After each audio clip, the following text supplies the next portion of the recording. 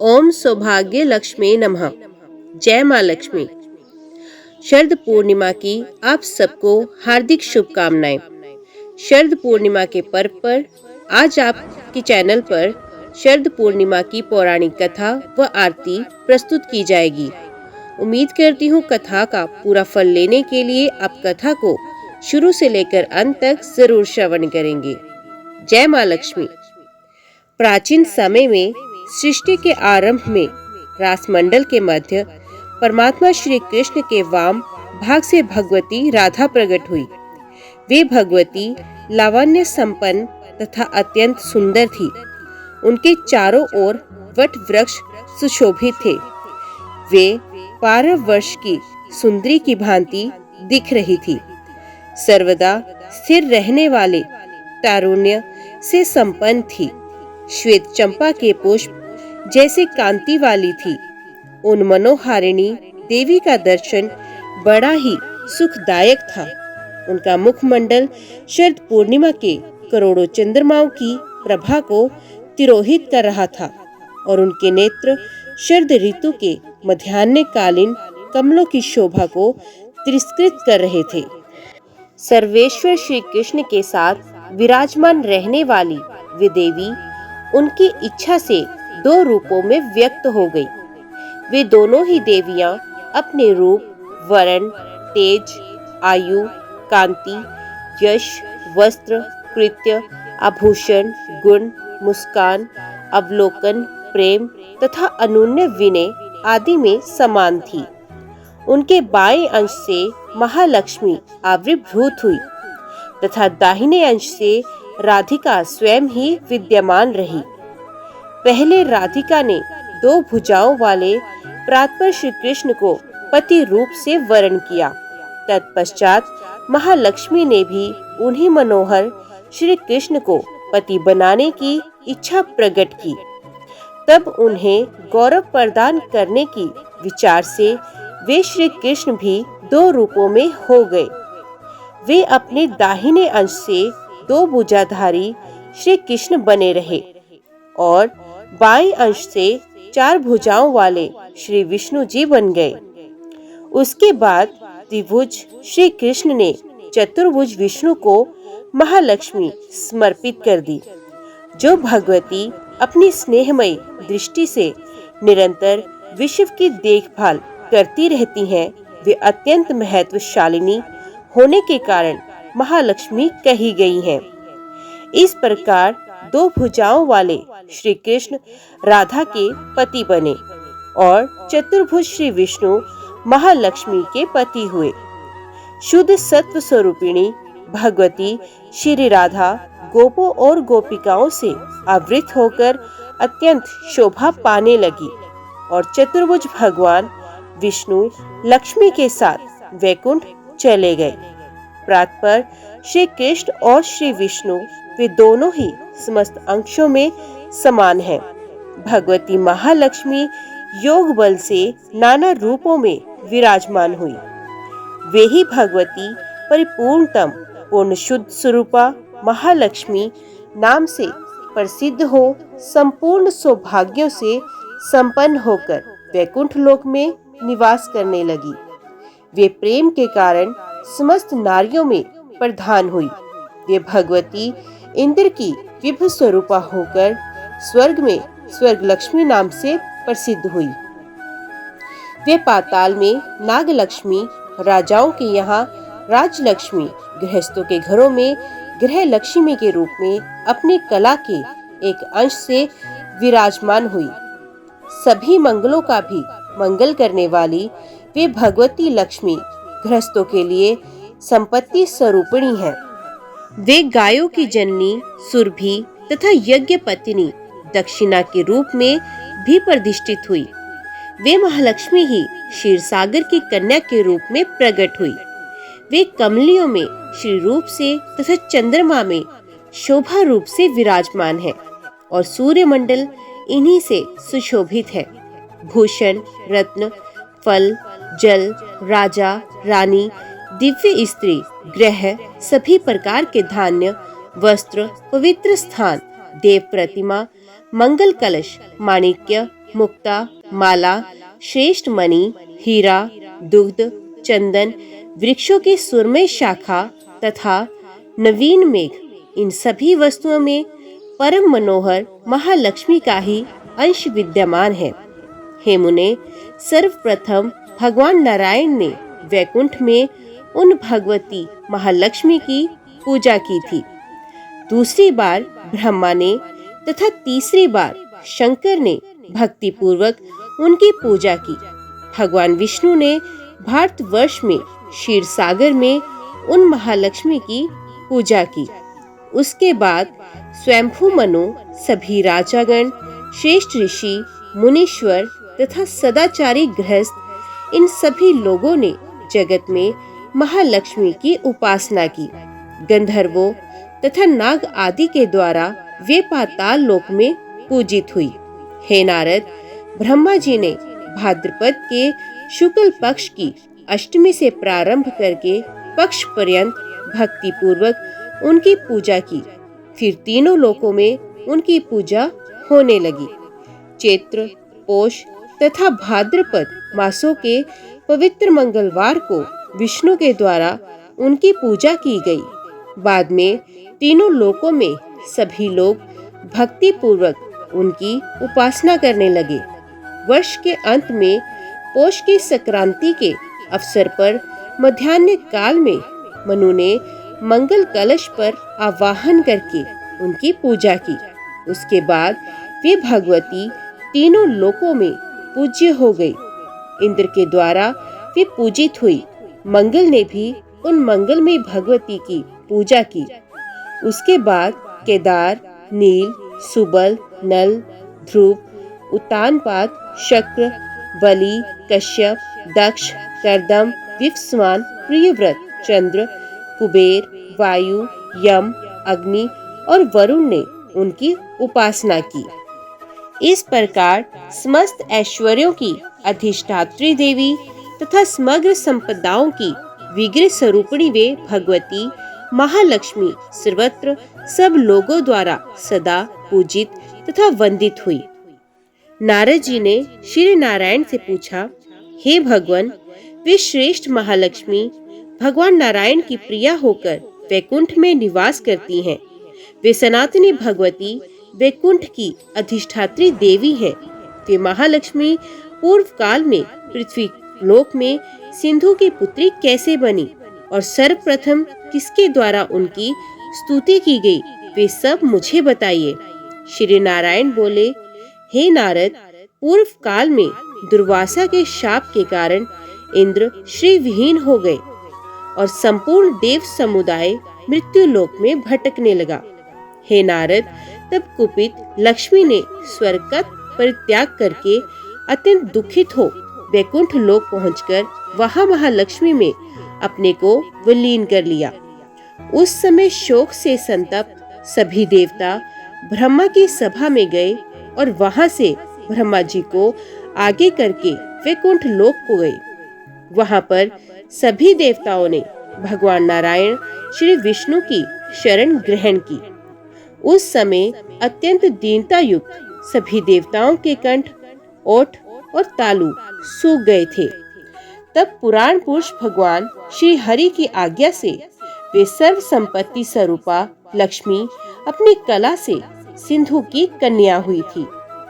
उस समय सभी देवताओं ने दैत्यों के साथ मिलकर समुद्र मंथन करके महालक्ष्मी की प्राप्ति की। भगवान विष्णु ने महालक्ष्मी को प्रेम पूर्वक देखा। तब प्रसन्नता युक्त मुखमंडल वाली परम संतुष्ट भगवती महालक्ष्मी ने देवता आदि को वर प्रदान करके क्षीर सागर में शयन करने वाले भगवान श्री विष्णु को वरमाला अर्पित की।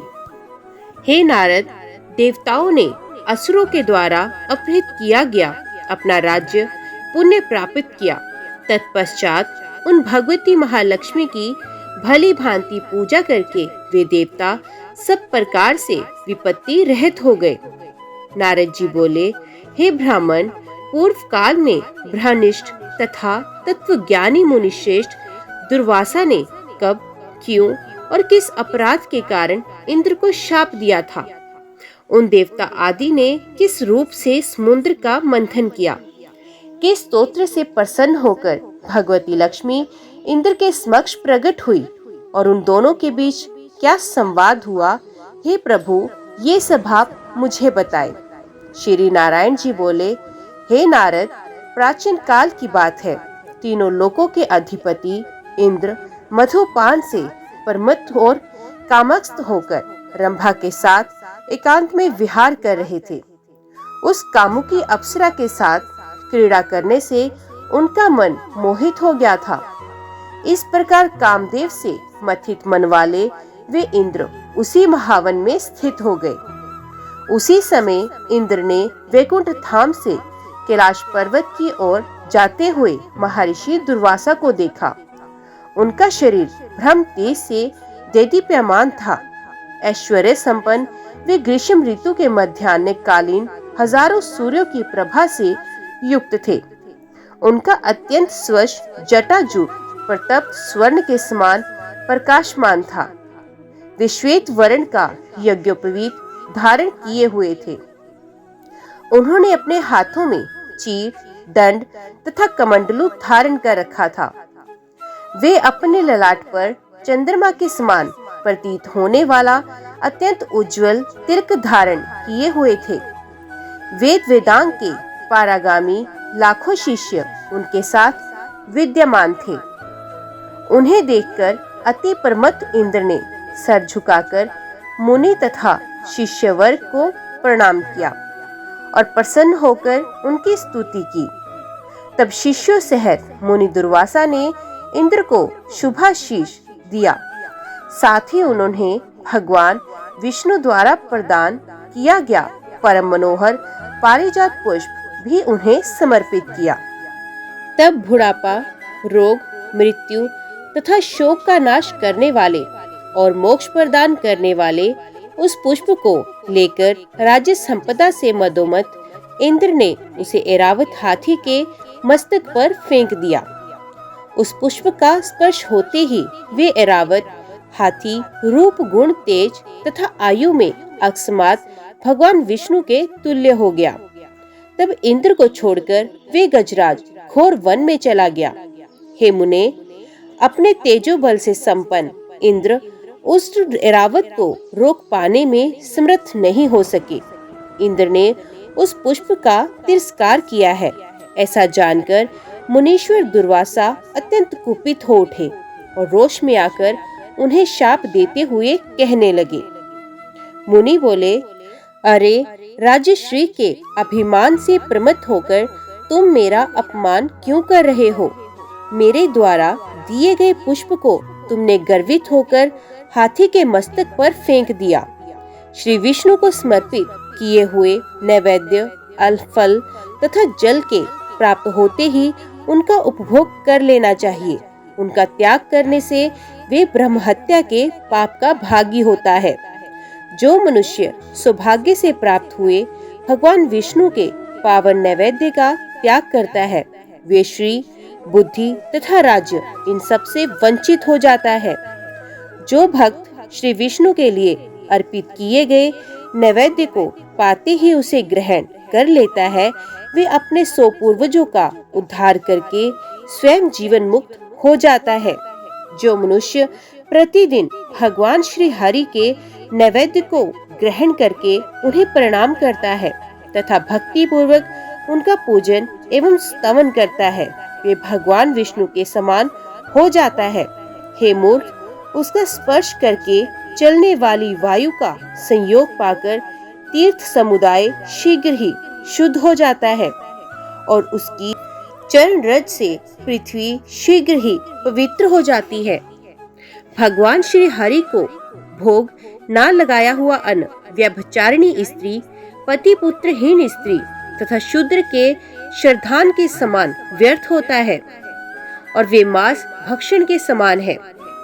शिवलिंग के लिए अर्पण किया हुआ अन्न, शूद्रों के यहाँ यजन कराने वाला ब्राह्मण के द्वारा प्रदत्त अन्न, चिकित्सा वृत्ति में लगे ब्राह्मण का अन्न, देवल, कन्या विक्रयी तथा वेश्याओं की वृत्ति पर आश्रित रहने वाले पुरुषों का अन्न, उचिष्ट, बासी तथा सबके भोजन कर लेने पर बचा हुआ अन्न, शूद्रापति द्विज, वृषवाही द्विज, दीक्षाहीन द्विज, शवदाही अगम्या, स्त्री के साथ गमन करने वाले द्विज, मित्रद्रोही, विश्वासघाती, कृतघ्न तथा झूठी गवाही देने वाले और तीर्थ प्रतिगाही ब्राह्मणों का अन्न ग्रहण करने वाले, ये सभी भगवान विष्णु का नैवेद्य भक्षण करने से शुद्ध हो जाते हैं। यदि चांडाल भी भगवान विष्णु की उपासना करता है तो वे अपनी करोड़ों पीढ़ियों का उद्धार कर देता है। भगवान श्री हरि की भक्ति ना करने वाला मनुष्य स्वयं अपनी भी रक्षा करने में असमर्थ रहता है।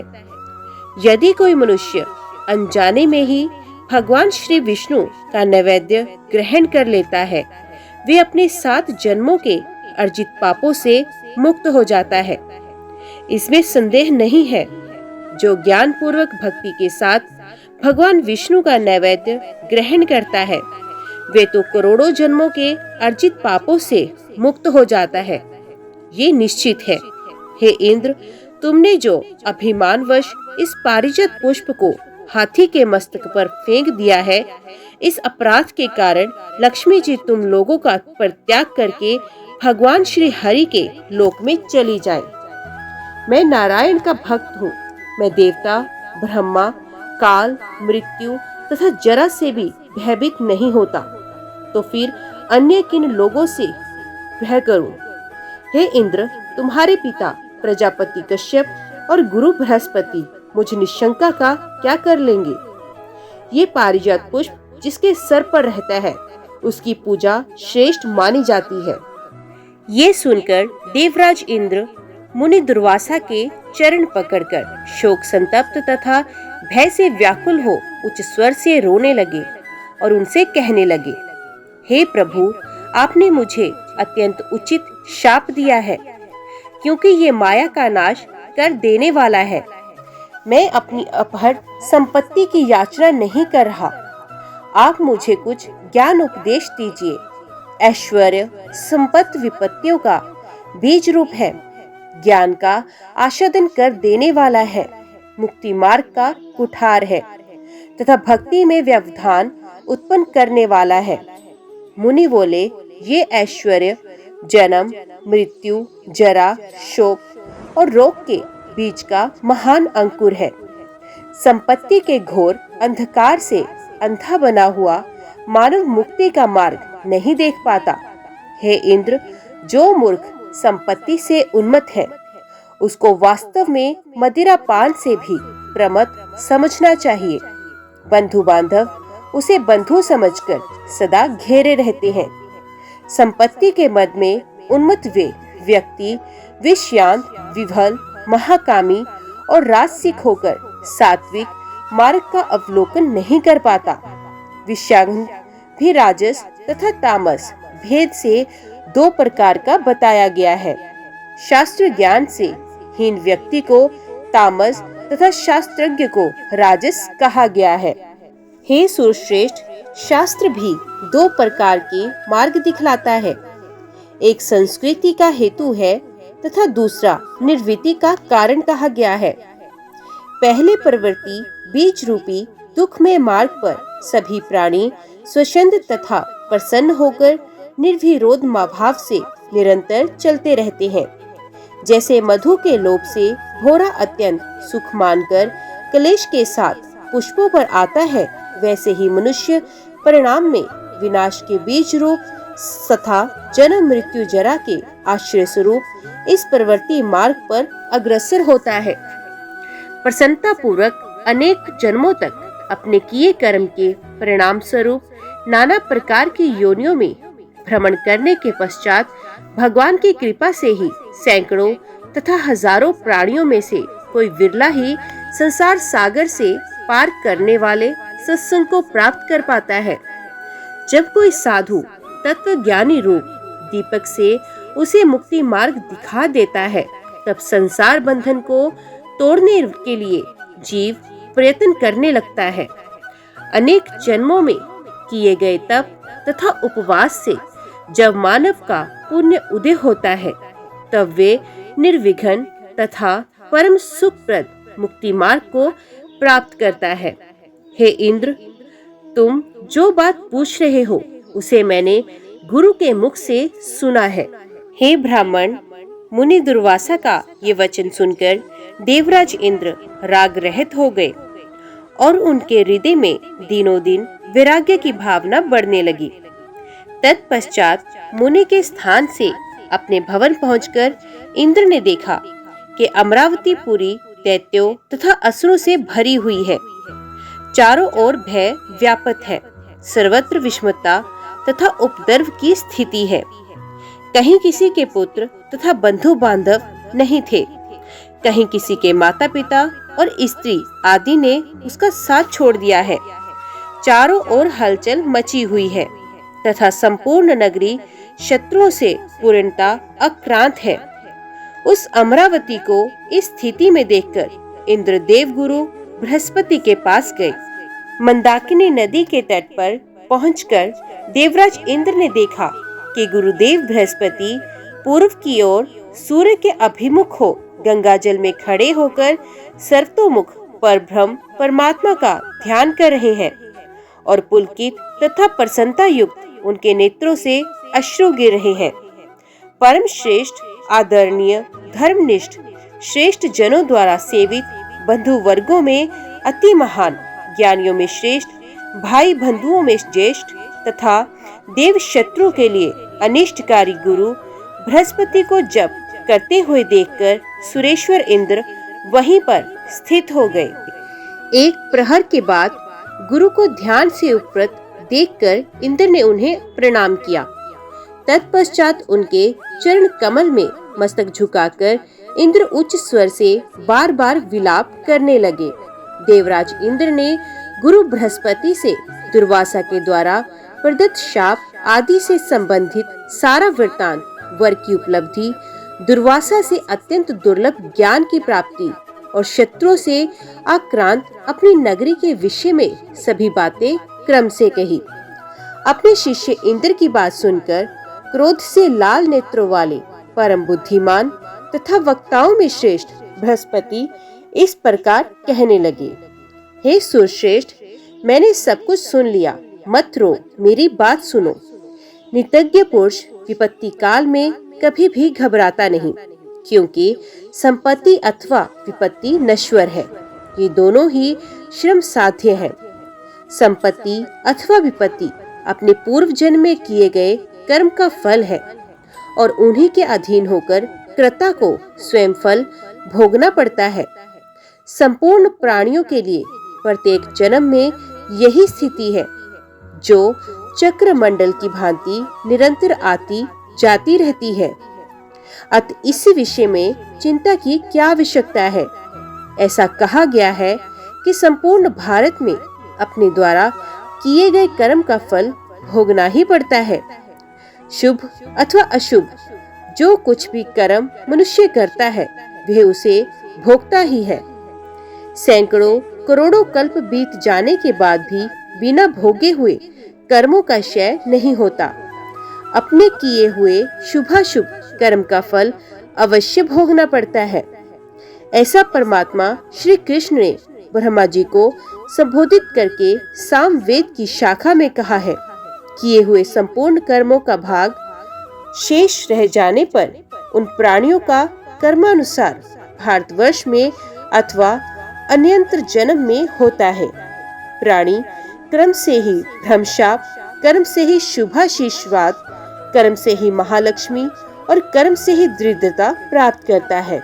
हे पुरंदर, करोड़ों जन्मों के संचित कर्म प्राणी के पीछे उसकी छाया के भांति लगे रहते हैं और बिना भोगे उस प्राणी को नहीं छोड़ते। काल, देश और पात्र के भेद से कर्मों का न्यूनाधिक भाव हुआ ही करता है। साधारण समय में दान में दी गई वस्तुओं का साधारण फल होता है।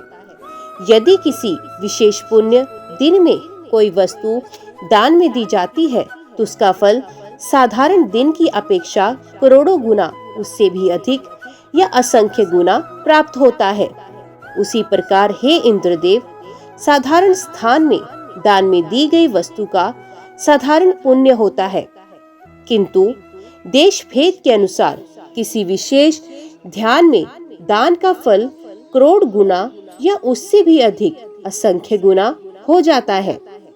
साधारण पात्र को दान करने पर उन वस्तुओं का दान करने वाले को उसका साधारण पुण्य मिलता है, किंतु किसी विशेष पात्र को दान देने से उसकी अपेक्षा 100 गुना या उससे अधिक असंख्य गुना पुण्य होता है।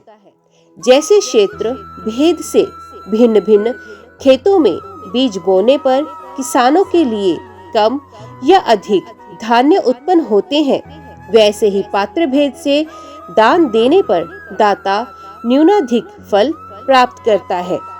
सामान्य दिनों में ब्राह्मण को दिए गए दान का सामान्य फल होता है, किंतु अमावस्या तथा सूर्य संक्रांति को दान देने से 100 गुना फल होता है, और चातुर्मास्य में तथा पूर्णिमा तिथि को दिए गए दान का अनंत फल होता है।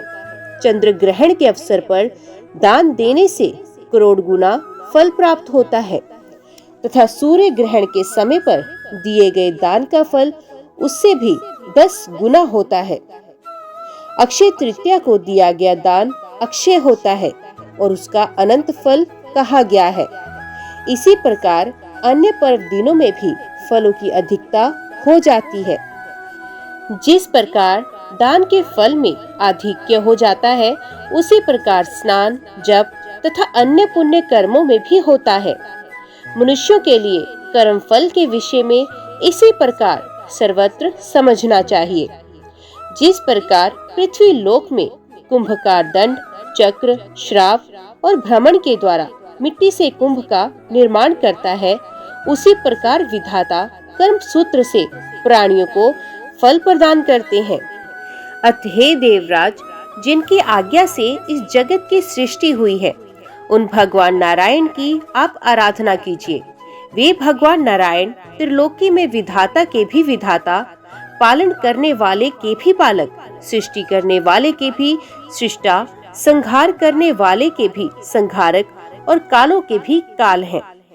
जो मनुष्य इस संसार में घोर विपत्ति के समय भी भगवान मधुसूदन का स्मरण करता है, उसके लिए उस विपत्ति में भी संपत्ति उत्पन्न हो जाती है, ऐसा भगवान शंकर ने कहा है। हे नारद, ऐसा कहकर तत्वज्ञानी बृहस्पति ने देवराज इंद्र को हृदय से लगाकर और शुभाशीष देकर उन्हें अभीष्ट बात समझा दी। श्री नारायण बोले, हे ब्राह्मण, भगवान श्री हरि का ध्यान करके देवराज इंद्र बृहस्पति को आगे करके संपूर्ण देवताओं के साथ ब्रह्मा की सभा में गए।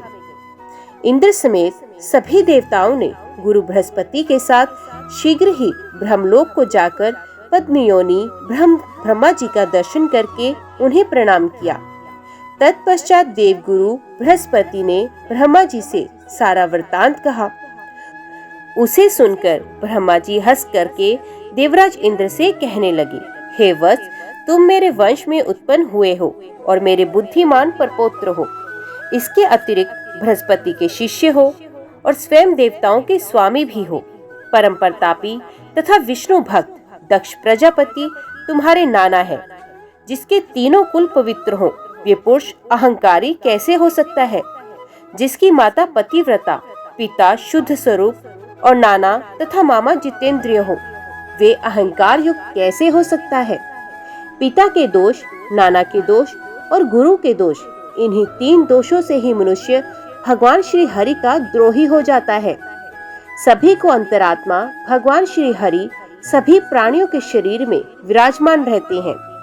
वे भगवान जिसके शरीर से निकल जाते हैं, वे प्राणी उसी क्षण शव हो जाता है। मैं प्राणियों के शरीर में इंद्रियों का स्वामी मन बनकर रहता हूँ। शंकर ज्ञान का रूप धारण करके रहते हैं और विष्णु की प्राण स्वरूपा भगवती श्री राधा मूल प्रकृति के रूप में और साध्वी भगवती दुर्गा बुद्धि रूप में विराजमान है। निद्रा आदि सभी शक्तियाँ भगवती प्रकृति की कलाएं हैं। आत्मा का प्रतिबिंब भोग शरीर धारण करके जीव रूप में प्रतिष्ठित है।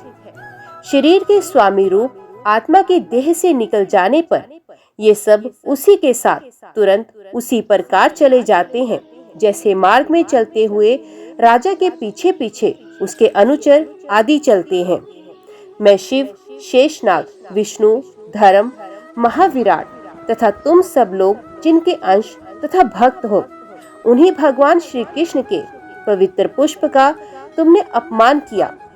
शंकर जी ने जिस पुष्प से भगवान श्री हरि के चरण कमल की पूजा की, वही पुष्प मुनि दुर्वासा के द्वारा तुम्हें प्रदान किया गया था, किंतु तुमने दैववश उसका तिरस्कार किया। भगवान श्री कृष्ण के चरण कमल से च्युत पुष्प जिसके मस्तक पर स्थान पाता है, उसकी पूजा सभी देवताओं में सबसे पहले होती है। तुम तो देव के द्वारा ठग लिए गए हो। प्रारब्ध सबसे अधिक बलशाली होता है। भाग्यहीन तथा मूर्ख व्यक्ति की रक्षा करने में कौन समर्थ है। भगवान श्री कृष्ण को अर्पित किए जाने वाले पुष्प को तुम्हारा द्वारा त्याग किए जाने के कारण वे भगवती श्रीदेवी कोप करके इस समय तुम्हारे पास से चली गई हैं। और तुम इस समय मेरे तथा गुरु बृहस्पति के साथ वैकुंठ चलो। मेरे वर के प्रभाव से वहां पर लक्ष्मीकांत भगवान श्री हरि की सेवा करके तुम लक्ष्मी को पुण्य प्राप्त कर लोगे। हे नारद, ऐसा कहकर ब्रह्मा जी ने सभी देवताओं के साथ वैकुंठ लोक पहुंचकर परब्रह्म सनातन भगवान श्री हरि को देखा। वे तेज स्वरूप प्रभु अपने ही तेज से तेजोपयमान हो रहे थे। वे ग्रीष्म ऋतु के मध्याह्न कालीन 100 करोड़ सूर्यों की प्रभा से युक्त थे। आदि अंत मध्य से रहित अनंत रूप लक्ष्मीकांत भगवान श्री हरि शांत भाव से विराजमान थे। वे प्रभु 4 भुजाओं वाले पार्षदों तथा भगवती सरस्वती के साथ सुशोभित हो रहे थे और चारों वेदों सहित देवी गंगा भक्ति भाव से युक्त होकर उनके पास विराजमान थी। उन प्रभु को देखकर ब्रह्मा के अनुगामी सभी देवताओं ने सर झुकाकर उन्हें प्रणाम किया।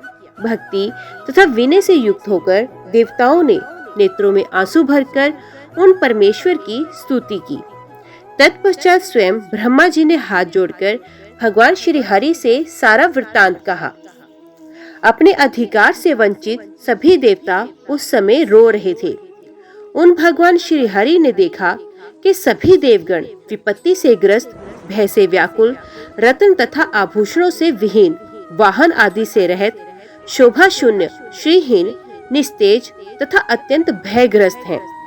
उन्हें इस प्रकार कष्ट से व्याकुल देखकर संसार का भय दूर करने वाले प्रभु कहने लगे, हे ब्राह्मण, हे देवगण, आप लोग मत डरिए। मेरे रहते आप लोगों को किसी बात का भय कैसे हो सकता है। मैं आप लोगों को परम ऐश्वर्य की वृद्धि करने वाली स्थिर लक्ष्मी प्रदान करूंगा, किंतु मेरी कुछ समयोचित बात सुनिए जो हितकर, सत्य, सारभूत तथा परिणाम में सुखकारी हैं। जैसे अनंत ब्रह्मांडों में रहने वाले सभी प्राणी निरंतर मेरे अधीन रहते हैं, वैसे ही मैं भी अपने भक्तों के अधीन रहता हूँ, स्वतंत्र नहीं हूँ। मेरे प्रति समर्पित मेरा निरंकुश भक्त जिस चीज के ऊपर रुष्ट होता है, उसके घर में लक्ष्मी के साथ कभी नहीं ठहरता। मैं वहां नहीं जाता, वे निश्चित है। भगवान शंकर के अंश से उत्पन्न ऋषि दुर्वासा महान वैष्णव है तथा मेरे प्रति अनन्य भक्ति रखते हैं। उन्होंने तुम्हें शाप दे दिया है, अतः मैं आप लोगों के घर से लक्ष्मी सहित चला आया हूँ। जहाँ शंख ध्वनि नहीं होती, तुलसी नहीं रहती, शिवजी की पूजा नहीं होती तथा ब्राह्मणों को भोजन नहीं कराया जाता, वहाँ लक्ष्मी नहीं रहती। हे ब्राह्मण, हे देवगण, जहाँ मेरी तथा मेरे भक्तों की निंदा होती है, वहाँ से महालक्ष्मी अत्यंत रुष्ट होकर चली जाती हैं और उसका पराभव हो जाता है। जो मूर्ख मनुष्य मेरी भक्ति से रहित है तथा एकादशी और मेरे जन्म के दिन जन्माष्टमी आदि को भोजन करता है, उसके भी घर से लक्ष्मी चली जाती हैं। जो व्यक्ति मेरे नाम का तथा अपनी कन्या का विक्रय करता है और जिसके यहाँ अतिथि भोजन नहीं करता, उसके घर से मेरी प्रिया लक्ष्मी चली जाती हैं। जो ब्राह्मण वैश्य का पुत्र है अथवा उसका पति है वे महापापी है। जो विप्र ऐसे पापी के घर जाता है तथा शूद्र का श्राद्धन खाता है, उसके घर से कमलासना महालक्ष्मी अत्यंत रुष्ट होकर चली जाती हैं। हे देवगण, जो द्विजादम शूद्रों का शव जलाता है वे भाग्यहीन हो जाता है। उससे रुष्ट होकर कमलवासिनी लक्ष्मी उसके घर से चली जाती हैं। जो ब्राह्मण शूद्रों के यहाँ भोजन पकाने का काम करता है तथा जो बैल हाँकता है, उसका जल पीने से लक्ष्मी डरती हैं और उसके घर से चली जाती हैं। जो ब्राह्मण अशुद्ध हृदय वाला, क्रूर, हिंसक, दूसरों की निंदा करने वाला तथा शूद्रों का यज्ञ कराने वाला होता है, उसके घर से भगवती लक्ष्मी चली जाती हैं। जो ब्राह्मण पति पुत्रहीन स्त्री का अन्न खाता है, उसके घर से भी जगत जननी लक्ष्मी चली जाती हैं। जो नखों से निश्चय प्रयोजन तृण तोड़ता है अथवा नखों से भूमि को कुरेदता रहता है तथा जिसके यहाँ से ब्राह्मण निराश होकर जाता है, उसके घर से मेरी प्रिया लक्ष्मी चली जाती हैं। जो ब्राह्मण सूर्य उदय के समय भोजन करता है, दिन में शयन करता है तथा दिन में मैथुन करता है, उसके यहाँ से मेरी प्रिया लक्ष्मी चली जाती हैं। जो ब्राह्मण आचारहीन, शूद्रों से दान ग्रहण करने वाला, दीक्षा से विहीन तथा मूर्ख है, उसके भी घर से मेरी प्रिय लक्ष्मी चली जाती हैं। जो अल्पयज्ञ, भींगे पैर अथवा नग्न होकर सोता है तथा वाचाल की भांति निरंतर बोलता रहता है, उसके घर से वे साध्वी लक्ष्मी चली जाती हैं। जो व्यक्ति अपने सर पर तेल लगाकर उसी से हाथों से दूसरे के अंग का स्पर्श करता है और अपने किसी अंग को बाजे की तरह बजाता है, उससे रुष्ट होकर वे लक्ष्मी उसके घर से चली जाती हैं। जो ब्राह्मण व्रत उपवास नहीं करता, संध्या वंदन नहीं करता, सदा अपवित्र रहता है तथा भगवान विष्णु की भक्ति से रहता है, उसके यहाँ से मेरी प्रिया लक्ष्मी चली जाती हैं। जो व्यक्ति ब्राह्मण की निंदा करता है और उससे सदा द्वेष भाव रखता है, जीवों की हिंसा करता है तथा प्राणियों के प्रति दया भाव नहीं रखता, सबकी जननी लक्ष्मी उस व्यक्ति से दूर चली जाती हैं। जिस जिस जगह भगवान विष्णु की पूजा होती है तथा उनका गुणगान होता है, वहाँ संपूर्ण मंगलों को भी मंगल प्रदान करने वाली वे भगवती लक्ष्मी निवास करती हैं। हे पितामह, जहाँ भगवान श्री कृष्ण तथा उनके भक्तों का यशोगान किया जाता है, वहाँ उन श्री कृष्ण की प्रिया भगवती लक्ष्मी निरंतर निवास करती हैं। जहाँ शंख ध्वनि होती है और शंख, शालिग्राम शिला तथा तुलसी दल ये रहते हैं एवं उनकी सेवा, वंदना तथा ध्यान किया जाता है, वहाँ वे लक्ष्मी सर्वदा निवास करती हैं। जहाँ शिवलिंग की पूजा तथा उनके गुणों का शुभ कीर्तन और भगवती दुर्गा का पूजन तथा उनका गुणगान किया जाता है, वहाँ पद्म निवासिनी देवी लक्ष्मी वास करती हैं। जहाँ ब्राह्मणों की सेवा होती है, उन्हें उत्तम भोजन कराया जाता है और सभी देवताओं की पूजा होती है, वहाँ कमल के समान मुख वाली साध्वी लक्ष्मी विराजमान रहती हैं। हे नारद, समस्त देवताओं से ऐसा कहकर लक्ष्मीकांत भगवान श्री हरि ने लक्ष्मी जी से कहा, क्षीर सागर के यहाँ तुम अपनी एक कला से जन्म ग्रहण करो। लक्ष्मी जी से ऐसा कहकर श्री हरि ने ब्रह्मा जी से पुण्य कहा, आप समुद्र मंथन करके उससे प्रकट होने वाली लक्ष्मी देवताओं को सौंप दीजिए। हे मुने, ऐसा कहकर लक्ष्मीपति भगवान श्री हरि अंतपुर में चले गए और देवताओं ने भी कुछ काल के अनंतर क्षीर सागर की ओर प्रस्थान किया। समस्त देवताओं तथा राक्षसों ने मंदराचल पर्वत को मथानी, कच्छप को आधार और शेषनाग को मथानी की रस्सी बनाकर समुद्र मंथन किया।